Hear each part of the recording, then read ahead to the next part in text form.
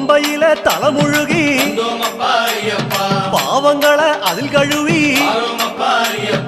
அன்னதான படையலிட்டு அழகழகா தீபமிட்டு சபரிமலை பயணந்தானப்பா எங்க வழித்துணையா வந்து சேரப்பா. சபரிமலை பயணந்தானப்பா சாமி வழித்துணையா வந்து சேரப்பா. கன்னி மூலம் சந்நிதியில் கணபதிய கை தொழுது அண்ணாந்தான் நீலிமலை ஐயாவும் கைப்பிடிச்சு கந்தமலை ஜோதியானவா எங்க காவலாக வந்து சேரப்பா. கந்தமலை ஜோதியானவா எங்க காவலாக வந்து சேரப்பா. சந்நிதியில் கட்டுங்கட்டி சபரிமலை காடு தேடி